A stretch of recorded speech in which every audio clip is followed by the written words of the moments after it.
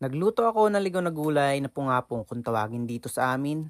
Ilang beses na ako nakatikim o nakakain nitong pungapong pero ito pa lang ang unang beses na magluluto ako at ang luto na gagawin ko ay torta. Isang piraso nga lang dyan yung kinuha ko dahil titikman ko lang naman o susubukan kung ano ang lasa ng pungapong kapag ito ay tinorta. Medyo makati nga pala ang balat nito kaya konting ingat na lang kapag magluluto ka nito.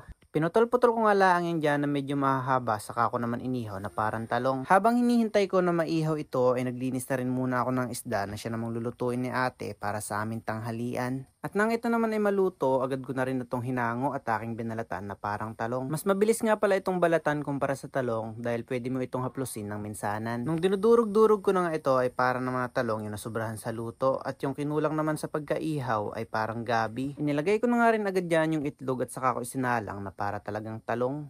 Basta talaga na sa probinsya ka ay marami ka pang matitikman na masasarap na pagkain gaya na lang nitong niluluto ko na torta. At ito na nga ang resulta ng tortang pungapong. Sa unang tikim pa lang ay makakalimutan mo na ang sarap ng iyong kahapon. At yun lamang po for today's video. Maraming salamat po sa suporta at panonood.